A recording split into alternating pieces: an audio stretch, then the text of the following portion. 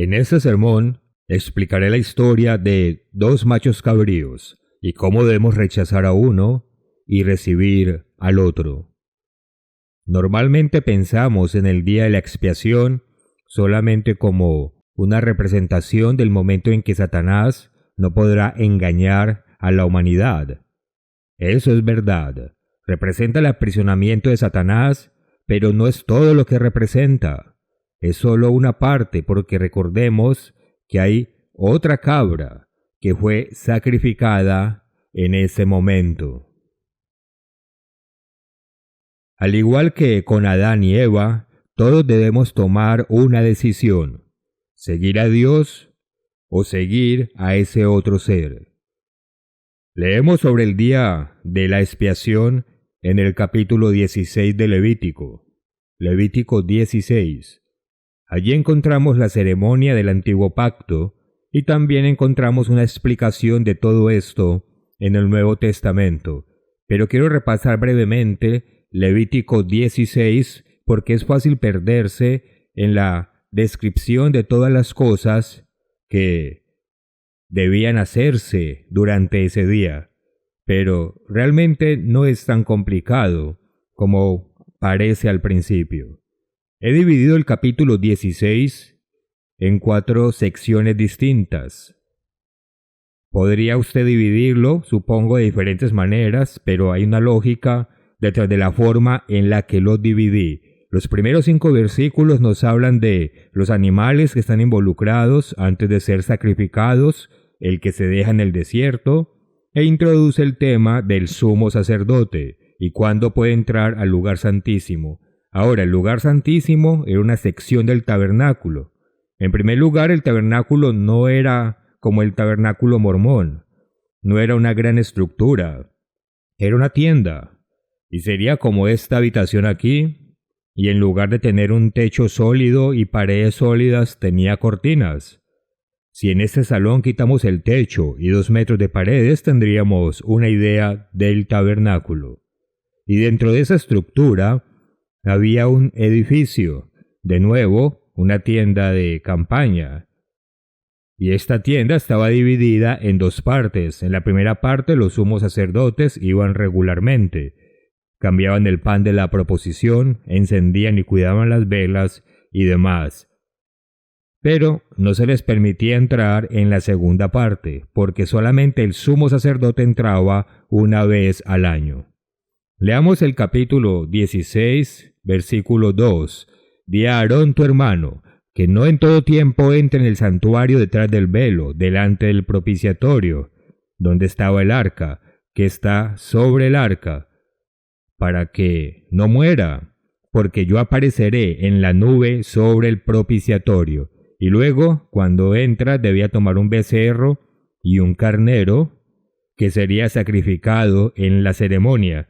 Luego tomaría de la congregación de los hijos de Israel 2 machos cabríos y también tomaría un carnero. Entonces tenemos aquí un becerro para el sumo sacerdote, tenemos un carnero para el sumo sacerdote, tenemos un carnero de la congregación de los hijos de Israel y 2 machos cabríos que también son provistos de la congregación. Así que hubo 5 animales que están involucrados en la ceremonia de este día.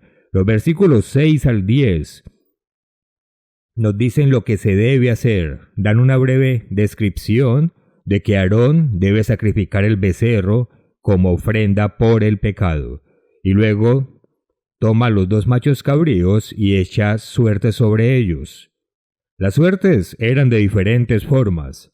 En nuestros días vemos cosas similares. Sería como poner algo en un sombrero, 2 artículos en un sombrero que son similares o exactamente iguales, pero con algo escrito en ellos. Uno era para Azazel y otro era para el Señor. Se echaban suertes y se ponían uno sobre el macho cabrío para el Señor y otro para el macho cabrío para Azazel.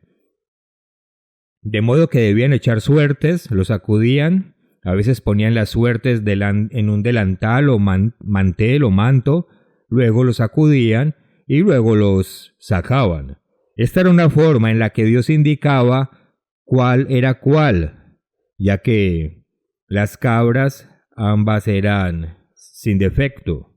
No sé si llegaron al extremo al que llegan los judíos hoy en día, donde tienen que tratar de encontrar una novilla roja que sea tan perfecta que solo tenga 2 o menos pelos blancos. Ya saben, ellos examinan todo en un grado extremo. La Biblia no da la impresión de que deba ser así, pero eso es lo que hacen los judíos hoy en día, cuando buscan que algo sea perfecto. Sabemos que tenían 2 machos cabríos sin defecto, como una pata corta o cojera, o sin un ojo, o algo así. Debían ser sin mancha. Y el sacerdote echaría la suerte sobre estos 2 machos cabríos, uno para el Señor, otro para Azazel, que sería soltado en el desierto. Y eso es lo que leemos en los versículos 6 al 10. Desde el versículo 11 en adelante, en lugar de la descripción general que leemos en las 2 primeras secciones, ahora tenemos paso a paso exactamente lo que se debe hacer.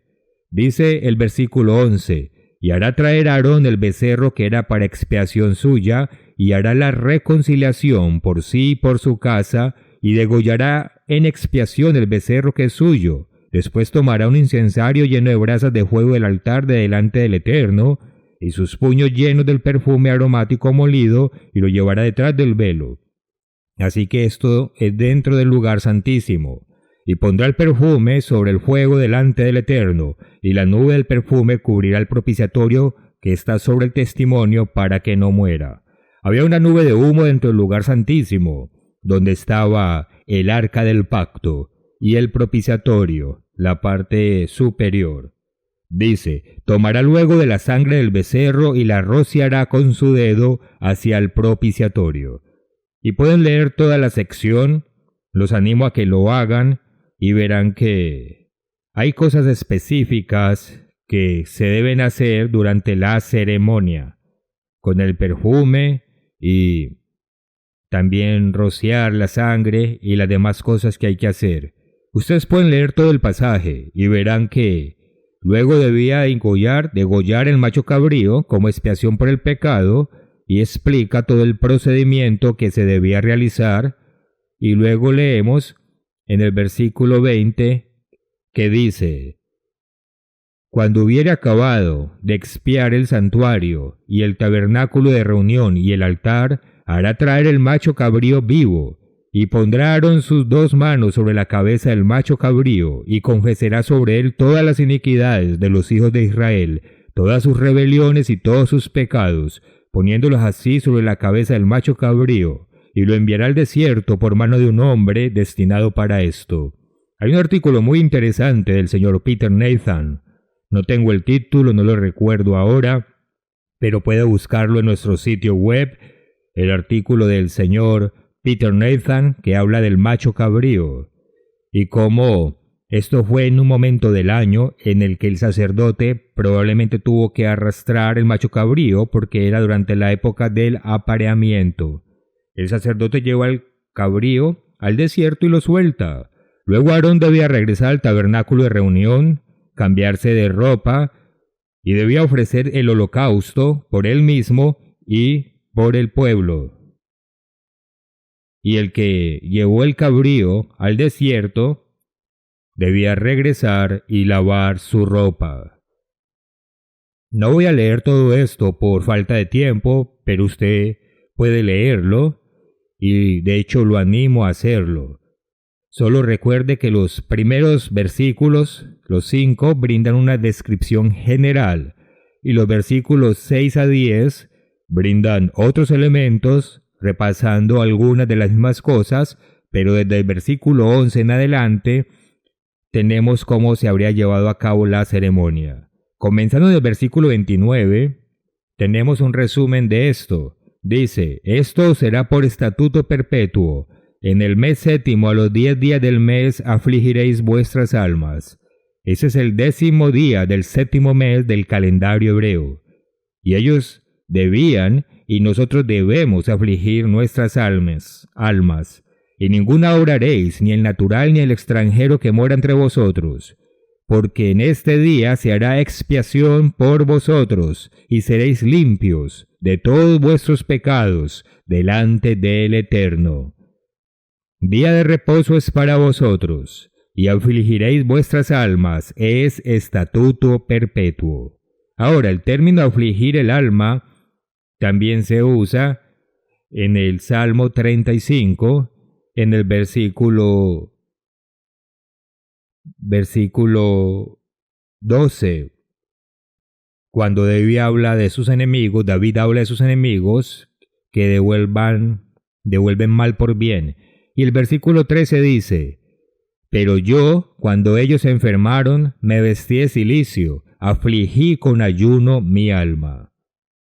La palabra afligir es la misma que leímos en Levítico, y entendemos, y los judíos también lo entienden y lo practican, afligimos nuestras almas con ayuno. Eso es lo que estamos haciendo hoy, ayunar sin comida ni líquidos. Ahora, hay quienes pueden tener ciertas circunstancias o condiciones médicas y no tomamos esas decisiones por las personas. Hay ciertas condiciones médicas en las que es muy difícil, si no imposible, ayunar sin suicidarse. Y por supuesto Dios entiende esas cosas. En estos casos recomendamos hablar con un médico judío porque ellos pueden dar buenos consejos al respecto. Pero este es el día más importante del año para los judíos. Y como dije en el pasado, en un sermón y también en un artículo de hace muchos años en Buenas Nuevas, un día, el día de la apertura de la Serie Mundial, creo que de béisbol, un judío se negó a lanzar ese día. De hecho, creo que fue el dueño quien dijo que no se lo permitiría, que no permitiría que el joven tomara esa decisión, porque sabía que lo destrozaría, y no le permitió hacerlo. O al menos así fue como se informó el caso. Pero la conclusión es que esto es muy importante para los judíos. Ellos pueden jugar un partido de béisbol cualquier sábado, pueden transgredir las otras leyes de Dios, pero cuando se trata de este día es muy importante porque creen que ese es el día en que sus nombres son escritos en el libro de la vida, si lo observan fielmente. Así que es su problema si no guardan la ley en todo momento como realmente debe ser. Sin embargo, es un día muy importante. Y dice: día de reposo es para vosotros, y afligiréis vuestras almas, es estatuto perpetuo. Versículo 32. Hará la expiación el sacerdote que fuere ungido y consagrado para ser sacerdote en lugar de su padre, y se vestirá las vestiduras de lino, las vestiduras sagradas, y hará la expiación por el santuario. En otras palabras, era para limpiar en un sentido espiritual el santuario, todos los instrumentos del templo que han sido profanados a lo largo del año por los pecados del pueblo, y también para hacer expiación por sí mismo y por el pueblo. Hará expiación por el altar, por los sacerdotes y por todo el pueblo de la congregación. Y esto tendréis como estatuto perpetuo, para hacer expiación una vez al año por todos los pecados de Israel. Y Moisés lo hizo como el Eterno le mandó. Supongo que la mayoría de los cristianos, cuando leen acerca de los sacrificios de animales y otras cosas, piensan que eso no tiene nada que ver con ellos. Y sin embargo, en el Nuevo Testamento, quienes lo estudian lo suficiente reconocen que se habla de esto en la epístola a los Hebreos. Vamos entonces a Hebreos y leamos algunos apartes.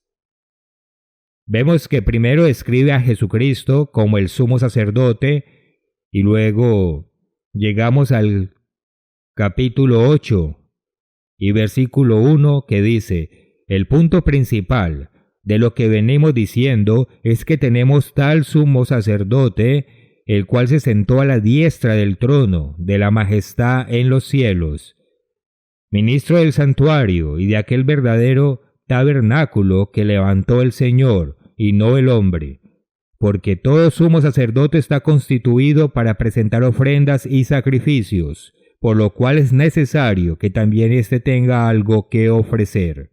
Está diciendo que Jesucristo es nuestro sumo sacerdote y que como sumo sacerdote tiene algo que ofrecer.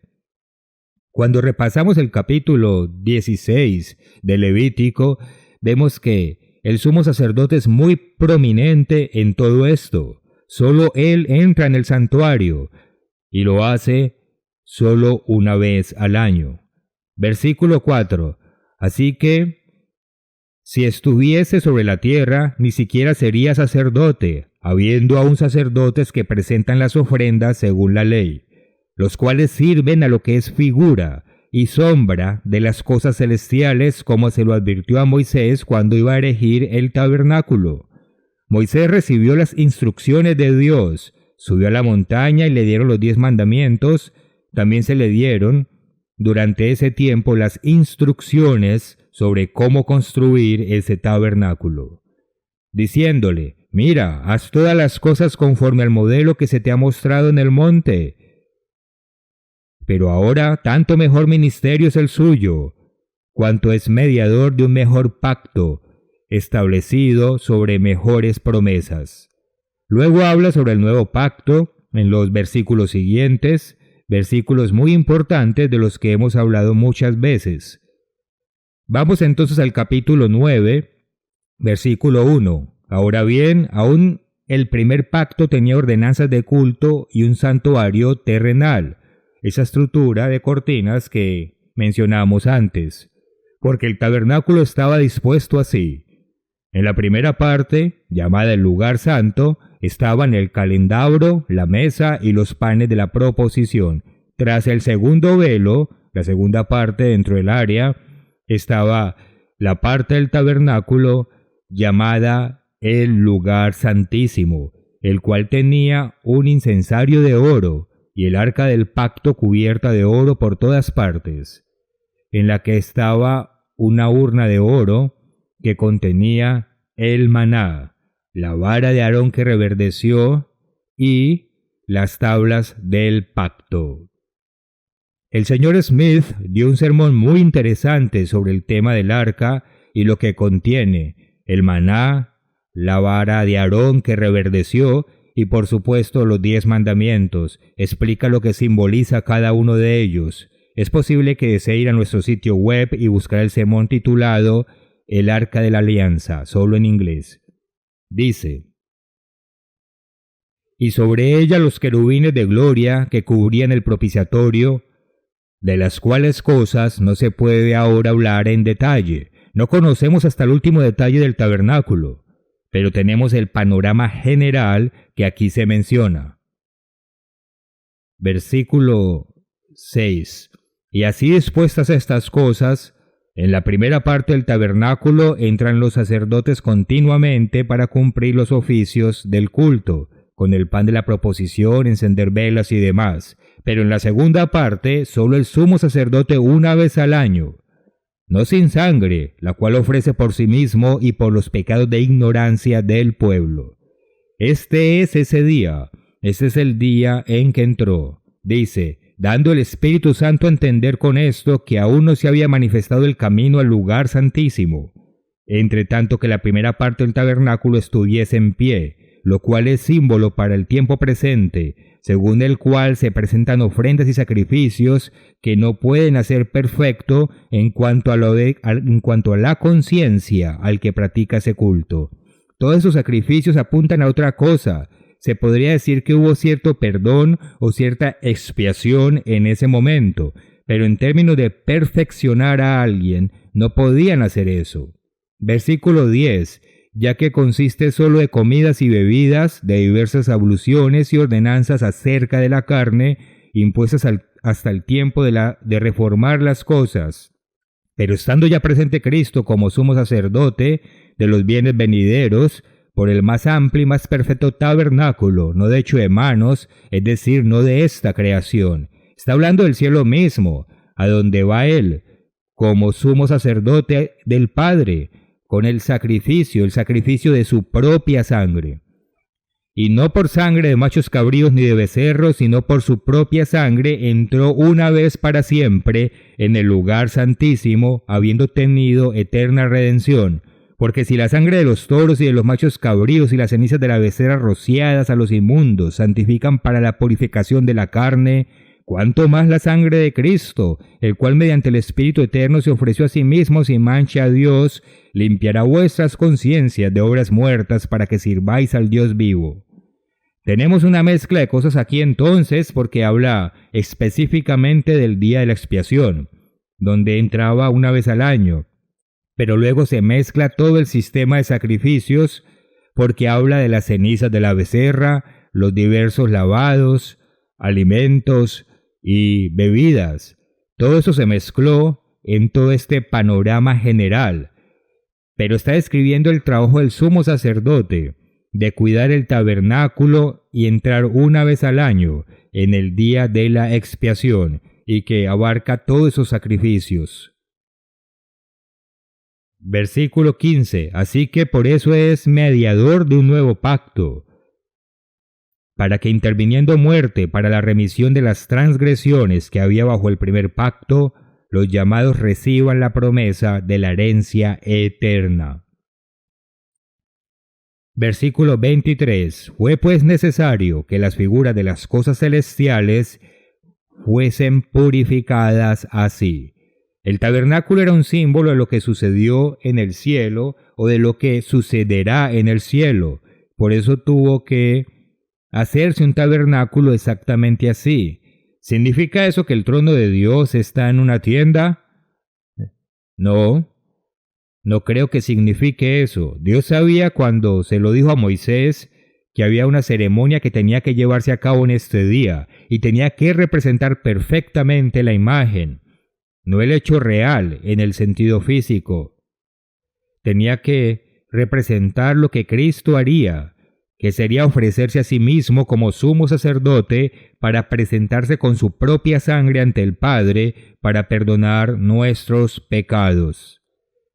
Versículo 24.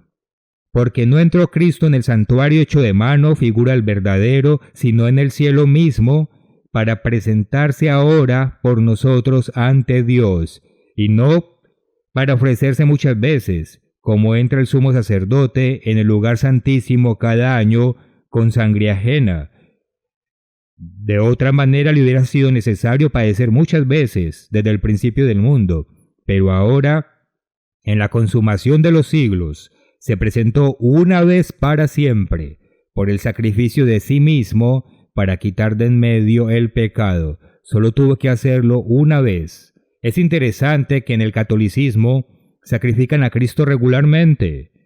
Cuando toman el vino, creen que se convierte literalmente en la sangre de Cristo. Transustanciación. En otras palabras, sacrificado a menudo en ese sentido, en lugar de ser un símbolo de lo que sucedió. Nosotros simbolizamos lo que Cristo hizo una vez por la humanidad para siempre. Ahora, usted podría preguntarse sobre los dos machos cabríos. Algunos han pensado erróneamente que ambos machos cabríos simbolizan a Cristo, lo cual es un malentendido común. Es interesante que la gente que lo malinterpreta en su mayor parte no observa este día. Sabemos que si no guardamos los días santos, no los entenderemos. Sin embargo, a veces, incluso los miembros pueden confundirse al respecto. Leí un comentario en algún lugar de alguien que no guarda este día y tiene ideas diferentes. ¿Cómo sabemos que el segundo macho cabrío, el que quedó en el desierto, no representa a Cristo mismo? ¿Que no representa dos diferentes aspectos de Cristo? Levítico 16:21. Pondrá Aarón sus manos sobre la cabeza del macho cabrío vivo, y confesará sobre él todas las iniquidades, rebeliones y pecados, y lo enviará al desierto. Todos sabemos que Satanás fue quien incitó a Adán y Eva a pecar. En ese sentido, él tiene su parte en el pecado de ellos. Cuando miramos el orden de los días santos, es muy claro que el segundo macho cabrío es una imagen de Satanás siendo removido de Israel, siendo removido de la humanidad para no influenciarla más. Vamos a Apocalipsis 19 y miremos la secuencia registrada allí. En los últimos capítulos del Apocalipsis, Apocalipsis 19, tenemos las bodas del Cordero en los versículos 6 y también 7. Luego leemos en el versículo 11, entonces vi el cielo abierto, y aquí un caballo blanco, y el que lo montaba se llamaba Fiel y Verdadero, y con justicia juzga y pelea. Sus ojos eran como llama de fuego, y había en su cabeza muchas diademas, y tenía un nombre escrito que ninguno conocía sino él mismo. Estaba vestido de una ropa teñida en sangre, y su nombre es el Verbo de Dios. Se refiere a Cristo. Y los ejércitos celestiales, vestidos de lino finísimo, blanco y limpio, le seguían en caballos blancos. De su boca sale una espada aguda, para herir con ella a las naciones. Podemos leer en el libro de Zacarías cómo las naciones van a pelear contra Cristo a su regreso, y Él las vencerá. Dios les dará un fuerte estímulo también para guardar la fiesta de los tabernáculos. De lo contrario, se volverán realmente sedientos cuando les corte el suministro de lluvia. Dice, para herir con ella a las naciones, y Él las regirá con vara de hierro. A veces la gente piensa que es un poco duro que Cristo gobierne a las naciones con vara de hierro. Pero miren nuestro mundo hoy.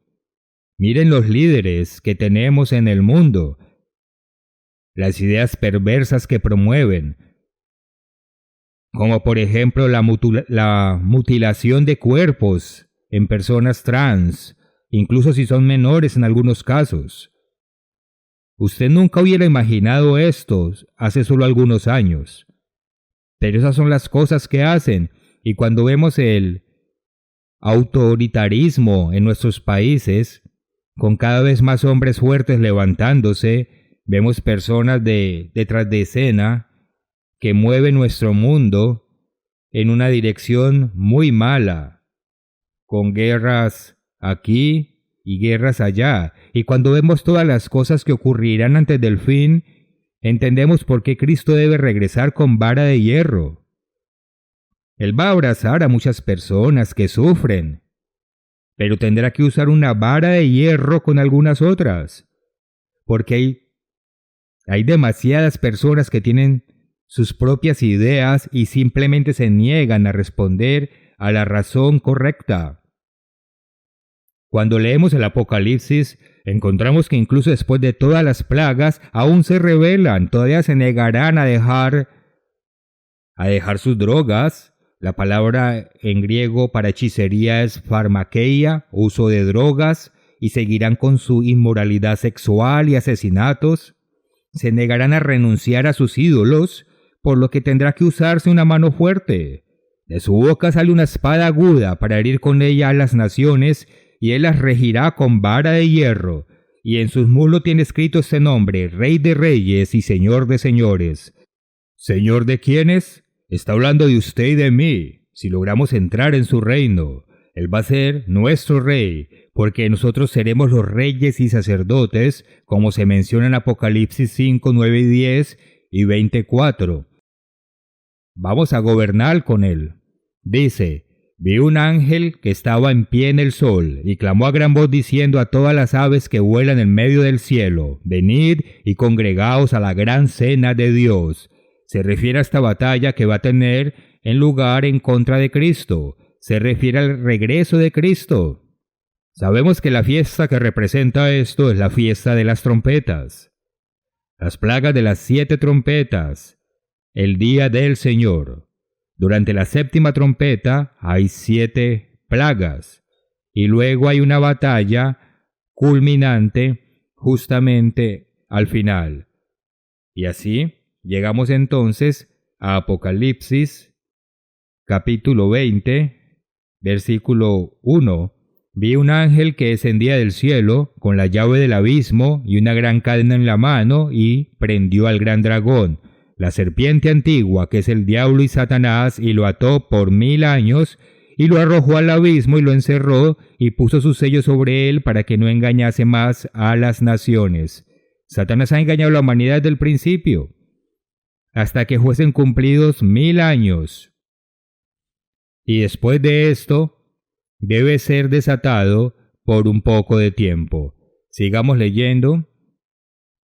En el versículo 4, y vi tronos, y se sentaron sobre ellos los que recibieron facultad de juzgar, y vi las almas de los decapitados por causa del testimonio de Jesús y por la palabra de Dios, los que no habían adorado a la bestia ni a su imagen, y que no recibieron la marca en sus frentes ni en sus manos, y vivieron y reinaron con Cristo 1000 años. Pero los otros muertos no volvieron a vivir hasta que se cumplieron 1000 años. Esta es la primera resurrección. Bienaventurado y santo el que tiene parte en la primera resurrección. Entonces, esa primera resurrección nos lleva a gobernar por 1000 años, y entendemos que el versículo 4 está hablando de la fiesta de los tabernáculos, el reinado milenario de Jesucristo en la tierra, que estaremos celebrando con mucho gozo en pocos días a partir de ahora. Algunos de ustedes ya están allí o van de camino, muchos saldrán mañana, luego otros al día siguiente y otros el viernes. Estaremos allí para celebrar este reinado de 1000 años de Cristo en la tierra y estudiaremos las escrituras que se enseñan referente a esto. Luego llegamos al juicio del gran trono blanco. No voy a entrar en detalles, sabemos que comienza en el versículo 11 y sabemos que representa el último gran día. Entonces, lo que vemos es que el capítulo 19 habla sobre el regreso de Cristo, la fiesta de las trompetas está envuelta en eso. Vemos que el versículo 4 en el capítulo 20 habla sobre el milenio, la fiesta de los tabernáculos, y luego en el capítulo 20 habla sobre el último gran día. Entonces, ¿qué falta? Lo que falta es el día de la expiación, y está en el medio entre el regreso de Cristo y la fiesta de los tabernáculos, en otras palabras, entre trompetas y tabernáculos. Encontramos que es entonces cuando, según el flujo de la historia, Satanás será atado. Así que hay muchas razones por las que creemos y entendemos que el segundo macho cabrío, el que se suelta en el desierto, representa a Satanás. No lo matan, lo sueltan en el desierto y regresará después de 1000 años para ser derrotado para siempre. Entonces, esa es la representación que tenemos aquí. ¿De qué otra manera representaríamos el día de la expiación en todo este contexto si no entendemos bien a los dos machos cabríos? La lección 16 del curso bíblico explica esto en detalle. No entra en muchos detalles, pero da una visión bastante exacta, y si es nuevo y no entiende todo lo que hemos hablado, lo animo a que lea la lección 16 del curso bíblico, que cubre esto con explicaciones simples y que deja todo bastante claro. Y por supuesto también tenemos el folleto Los Días Santos, el plan maestro de Dios, que también explica estos días santos en orden. Ahora, tenemos la misma lección que se le dio a Adán y por supuesto a Eva, su esposa, de elegir entre dos árboles, dos formas de vida. Podemos mirar a Dios o podemos mirarnos a nosotros mismos mientras estamos bajo la influencia de Satanás el diablo. Hoy, Satanás es quien dirige el curso de este mundo. Mucha gente se confunde con eso. Es sorprendente ver que las simples verdades que tenemos, el mundo no las entiende. Crecí en un entorno protestante, no sabía que Satanás era el Dios de este mundo. Ahora, no sé si la cantábamos en ese entonces, pero cantábamos una canción que dice: este es el mundo de mi padre. Y en cierto sentido, Dios es quien creó las cosas, los árboles, los cielos, los mares, lo hizo todo. Pero en cuanto al Dios de este mundo, el que está dirigiendo el curso de este mundo, no es Dios, no es Jesucristo. Dios sí está supervisando ciertas cosas, obviamente, asegurando de que todo salga de la manera según su plan. Él está permitiendo de todas maneras que Satanás tenga un margen de acción, como vemos por ejemplo que le permitió a Job, perdón. Y así es como Satanás, con ese margen de acción, influencia al mundo. Todos hemos leído Efesios 2, versículos 1 y 2. Vamos a recordarlo. Es un versículo al que yo acudo mucho porque explica muchas cosas. Y dice: y Él os dio vida a vosotros, a los gentiles, cuando estabais muertos en vuestros delitos y pecados. Eso es lo que nos hace culpables de pena de muerte, en los cuales anduvisteis en otro tiempo, siguiendo la corriente de este mundo, conforme al príncipe de la potestad del aire, el espíritu que ahora opera en los hijos de desobediencia. Debemos entender que cuando el mundo entero va en una misma dirección, probablemente sea una buena idea detenernos y pensar: ¿será correcto seguir en esa dirección? ¿A dónde nos llevará? Hace algunos años, duró décadas y todavía existe la idea de la autoestima.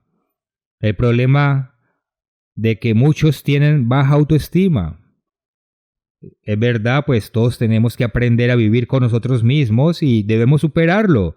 Pero la idea que se promueve es que si tenemos baja autoestima, se debe entonces construir una gran autoestima en las personas y entonces todos se convertirán en personas maravillosas. Hagamos que Johnny se sienta muy bien consigo mismo y será un angelito perfecto, pero no funciona de esa manera. Algunas voces finalmente han descubierto que esa no es la forma en que las cosas funcionan. Si hacemos lo correcto, nos sentiremos bien con nosotros mismos, pero si hacemos lo incorrecto, no nos sentiremos bien con nosotros mismos. Si la persona hace lo que es correcto, la autoestima llegará por sí misma. Todos queremos hacer las cosas bien, pero todo ese movimiento de autoestima, si bien tiene algo de verdad, recuerde el árbol del conocimiento del bien y del mal, hay bien y hay mal en él. Y es importante que a los jóvenes se les enseñen ciertas cosas y que desarrollen los talentos que tienen y que se sientan verdaderamente bien. Pero no anteponemos eso a hacer lo correcto. Sería poner la carroza antes que el caballo. Me tomó mucho tiempo darme cuenta de esto. Y me costó mucho tratar de explicarlo y tal vez todavía no lo explique muy bien. Pero es poner la carroza delante del caballo. Hacemos lo correcto y los sentimientos correctos llegarán. Hacemos lo que está mal y vamos a tener un problema con nuestra autoestima. Aunque lo cierto es que he comprobado que muchas personas en prisión tienen la autoestima alta. Ellos piensan que son maravillosos, se creen geniales, pero no hacen lo correcto. Y en última instancia, no van a ser felices, aunque temporalmente tengan gran estima en sí mismos. Cada vez que el mundo va en una dirección, simplemente mire los anuncios en la televisión y mire lo que están diciendo, qué están promocionando. Lo que están promocionando probablemente no sea lo que realmente usted quiere hacer. Lo que están promoviendo es no es el estilo de vida de Dios. Satanás es el príncipe de la potestad del aire y opera en los hijos de desobediencia, y donde más trabaja es en los medios de comunicación. Piénselo. ¿Qué lugar es mejor para trabajar que en los medios de comunicación y promover esos valores de los medios? ¿Por qué todo el mundo quiere hacerse un tatuaje? Ahora, por favor, si alguien tiene un tatuaje y se lo hizo antes de entrar en la iglesia, sé que hay gente con tatuajes, no es en contra de ustedes, por favor, pero aquellos de nosotros que entendemos la verdad, podemos leer el capítulo 19 de Levítico y aprender que no debemos tatuarnos. Pero ¿cómo venden la idea? Cada celebridad, cada héroe, cada vez está más y más cubierto de tatuajes. Y así venden la idea.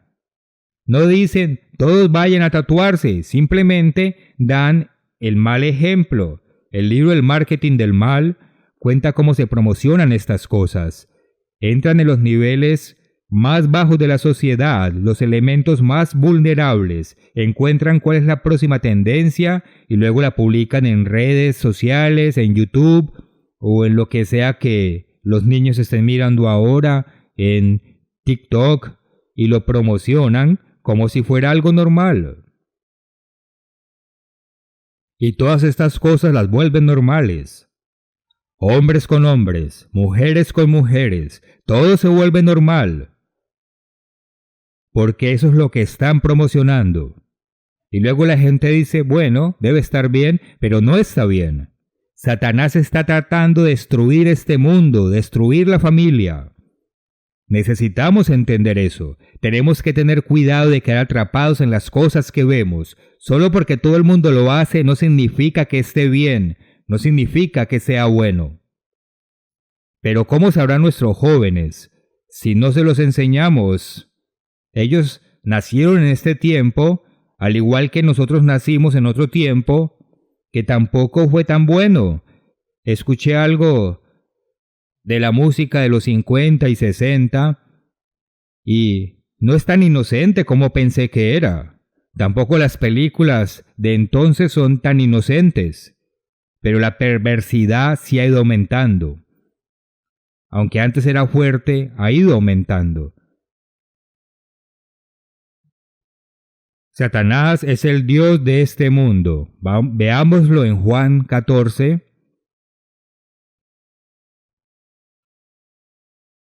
Esto se menciona en 3 lugares, pero solo leeré este. Juan 14:30. No hablaré ya mucho con vosotros, porque viene el príncipe de este mundo, y él nada tiene en mí. Muy bien. ¿Pero Satanás tiene algo en usted? ¿Tiene algo en mí? ¿Qué parte de nuestro cerebro, en qué parte de nuestras emociones, qué parte de nuestras ideas tiene en nosotros? Jesús sí pudo decir, viene el príncipe de este mundo y él nada tiene en mí. Pero me atrevo a decir que nosotros no podemos decir lo mismo. Nos gustaría poder decir lo mismo, pero ¿quién de nosotros puede decir que no tiene una parte del pensamiento de Satanás en su mente? Espero que podamos entenderlo, porque él sí puede influir en nosotros.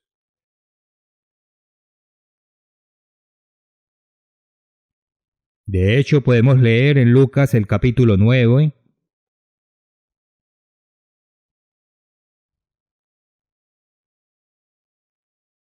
Aquí estaban los discípulos de Cristo. Creo que fueron discípulos de Juan antes de eso, si no me equivoco. Algunos de los discípulos de Jesús fueron discípulos de Juan el Bautista antes de seguir a Cristo. En Lucas 9:51 leemos: Cuando se cumplió el tiempo en que él había de ser recibido arriba, Cristo viene a Jerusalén y el tiempo de su ministerio se está agotando, afirmó su rostro para ir a Jerusalén y envió mensajeros delante de él, los cuales fueron y entraron en una aldea de los samaritanos para hacerle preparativos, mas no le recibieron, porque su aspecto era como de ir a Jerusalén. Entonces sabían la época del año, vieron que iba a Jerusalén y los samaritanos no querían tener nada que ver con ellos. Había mucha animosidad entre samaritanos y judíos. Versículo 54. Viendo esto sus discípulos, Jacobo y Juan dijeron: Señor, ¿quieres que mandemos que descienda fuego del cielo, como hizo Elías, y los consuma? ¿Recuerdan que se le dijo a Elías que se encontrara con el rey de Samaria y le enviaron un capitán de 50, pero Elías hizo bajar fuego del cielo y los consumió? Y pasó lo mismo con otro grupo que el rey volvió a enviar, hasta que enviaron un capitán con una actitud más humilde. Entonces, los discípulos estaban recordando ese ejemplo. Pero incluso las cosas que encontramos en la Biblia, si las malinterpretamos o si las sacamos del contexto adecuado, pueden desviarnos. Nos pueden hacer entender otra cosa. Dice, entonces volviéndose él los reprendió diciendo, vosotros no sabéis de qué espíritu sois, porque el Hijo del Hombre no ha venido para perder almas de los hombres, sino para salvarlas. En otras palabras, ¿vamos a destruir toda esta gente solo porque nos rechazaron? Hay una diferencia entre una situación de peligro con una situación que solo nos ofende. Pero es difícil, ¿no? Es difícil cuando alguien nos corta, por ejemplo, el paso en el tráfico. Es difícil cuando alguien hace algo o dice algo negativo. A veces es un amigo.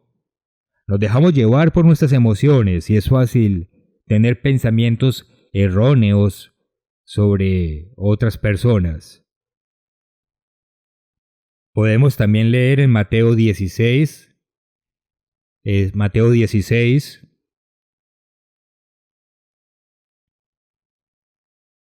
Es un ejemplo más conocido cuando Jesús les preguntó quién era él y le responden que era el Cristo. Simón Pedro le responde que era el Mesías.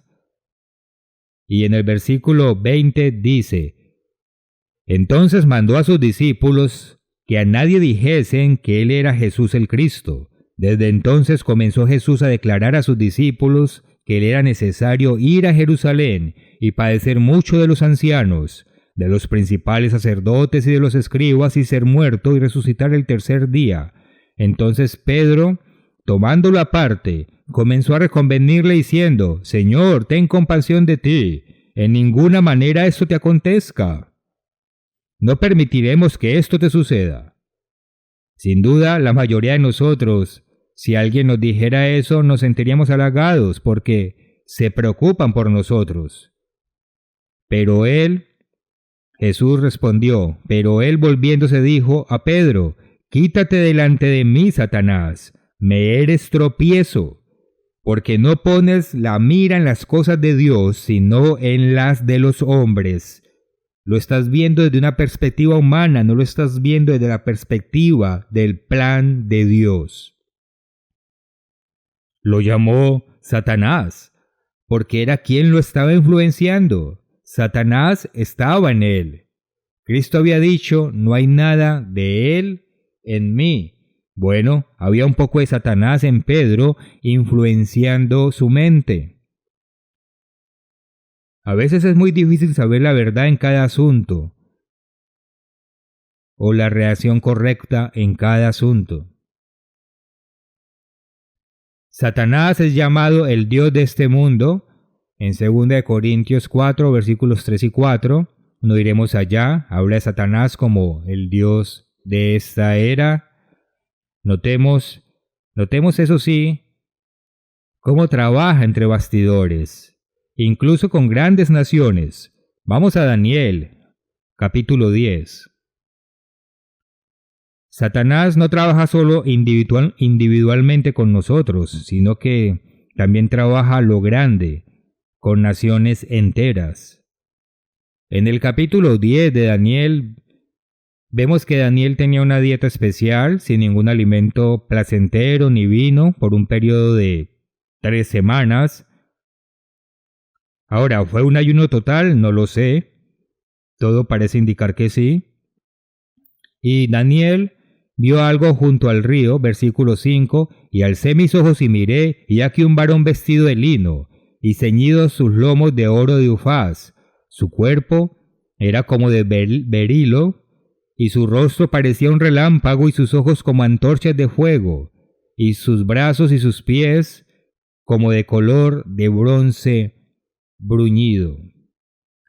Parece sacado de una caricatura de Marvel o algo así. Les brillan los ojos y tiene estos trajes ya que llaman la atención. Creo que ellos adoptan algunas cosas de la Biblia, sacan las descripciones de la Biblia.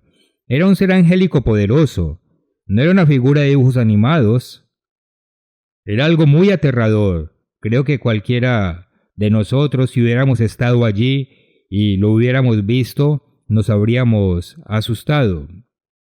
Y dice, y solo yo, Daniel, vi aquella visión, y no la vieron los hombres que estaban conmigo, sino que se apoderó de ellos un gran temor, y huyeron y se escondieron. Así que ellos no vieron la visión, pero sintieron algo, sabían que algo estaba pasando, se asustaron y huyeron.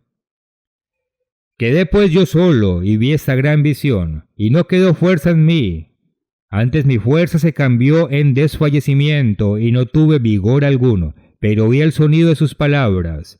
Y al oír el sonido de sus palabras caí sobre mi rostro en un profundo sueño, con mi rostro en tierra. Y aquí una mano me tocó y me dijo, Daniel, varón muy amado, está atento a las palabras que te hablaré. Me gusta esta expresión, varón muy amado. ¿Saben? Dios nos ama a todos si somos suyos.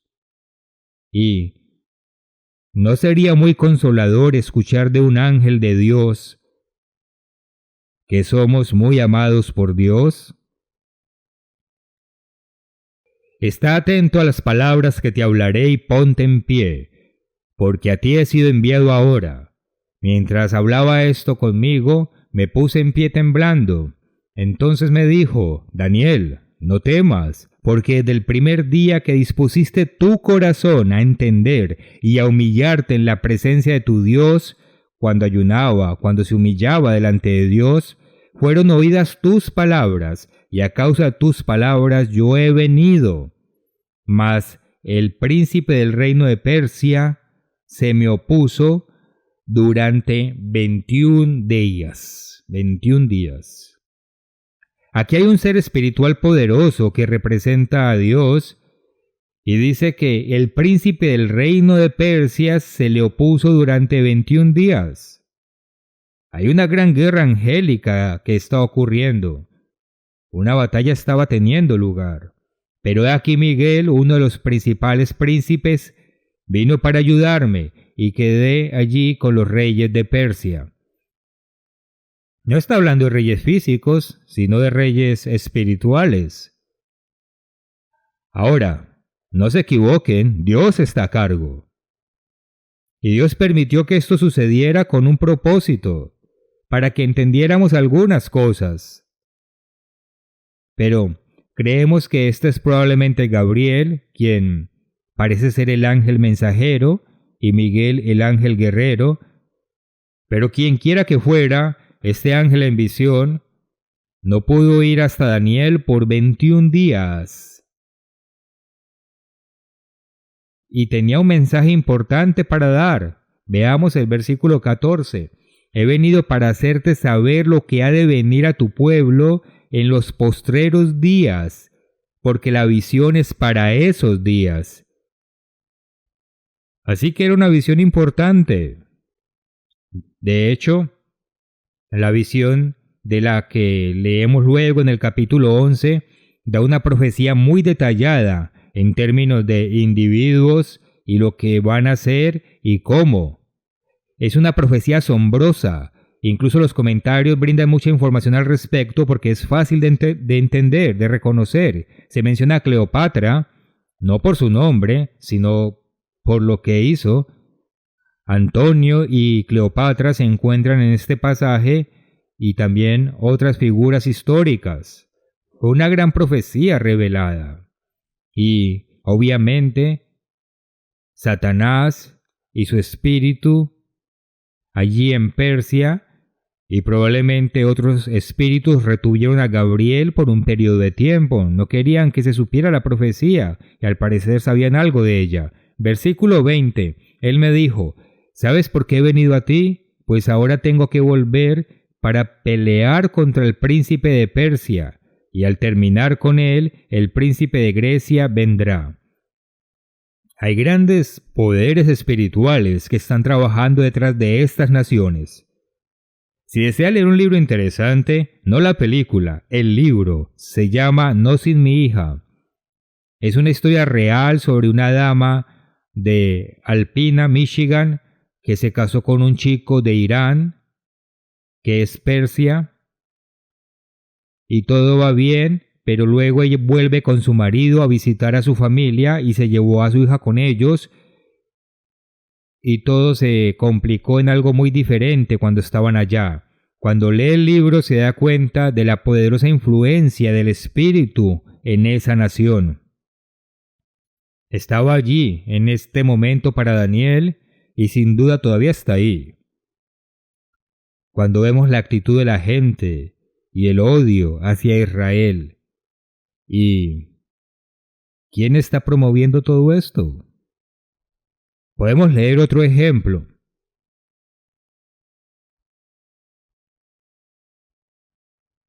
Apocalipsis 16,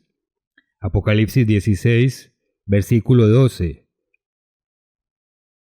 Voy a empezar en el versículo 12. Dice: el sexto ángel derramó su copa sobre el gran río Éufrates, y el agua de éste se secó, para que estuviese preparado el camino a los reyes del oriente. Y vi salir de la boca del dragón, y de la boca de la bestia, y de la boca del falso profeta 3 espíritus inmundos a manera de ranas, pues son espíritus de demonios que hacen señales, y van a los reyes de la tierra en todo el mundo, para reunirlos a la batalla de aquel gran día del Dios Todopoderoso, para llevarlos a lo que el mundo llama Armagedón. Pero es la batalla del gran día del Dios Todopoderoso. Y estos son espíritus que están influyendo en la humanidad. Y van a reunir a los reyes de la tierra, a todas las naciones de la tierra, para que vengan y peleen contra Cristo a su regreso. Son muy poderosos y tienen tremenda influencia. Sabemos por Isaías 14, 12 al 15, y por Ezequiel 28, pero en Isaías 14, por ejemplo, habla de Lucifer, portador de luz, diciendo: haré esto, haré aquello, me exaltaré aquí o allá, pondré mi trono por encima del trono de Dios, y vemos ese gran ego. Pero luego en Ezequiel es llamado querubín, y vemos también esa arrogancia y su belleza y su gran habilidad musical. Habla de sus panderos y sus flautas preparadas para el día en que fue creado. Tiene una tremenda habilidad musical y sabe cómo usarla. Solo piensa en cómo la música afecta nuestras emociones. Las puede afectar positiva o negativamente. Pueden deprimirnos o hacer que queramos bailar. Tiene una poderosa influencia sobre nosotros. Y Satanás sabe usarla en su beneficio. No toda la música es buena. Y a veces es muy astuto, porque parte de la música más hermosa tiene las palabras más abominables. O al contrario, pero por lo general parte de la mejor música tiene palabras terribles. Y nos logra cautivar y a veces despertamos cantando algo sin saber cómo llegó a nuestra mente. Recuerdo una vez, y esto no fue algo que Satanás puso allí, estoy seguro, pero vemos comerciales y repetía una frase de una canción que decía: estás de suerte si tienes una motosierra Macala. Era una canción y es asombroso cómo se nos mete en el cerebro y no podemos sacarla de nosotros. Y así viene Satanás, si eso viene de Satanás es un problema. Es por eso que debemos tener mucho cuidado con lo que permitimos entrar en nuestra mente, los libros que leemos, los programas de televisión que vemos, el tipo de música que escuchamos y aún las personas que escuchamos. Todas esas cosas debemos hacer nuestra parte para evitar la influencia de Satanás. En Santiago 4, vamos a ver un par de escrituras más. Santiago 4,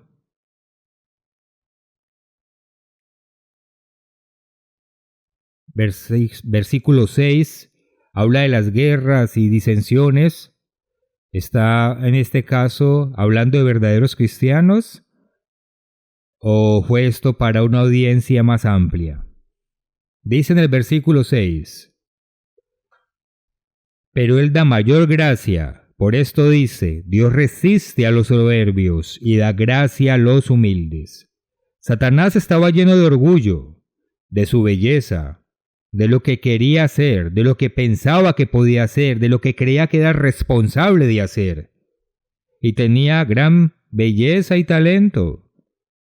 Y se enorgulleció. Pero Dios nos dice que Él da gracia a los humildes. Esa es la actitud que debemos tener durante el ayuno. Someteos pues a Dios, resistid al diablo y huirá de vosotros. Acercaos a Dios y Él se acercará a vosotros. Pecadores, limpiad las manos, y vosotros los de doble ánimo, purificad vuestros corazones. Doble ánimo, un pie en el mundo, un pie en la iglesia.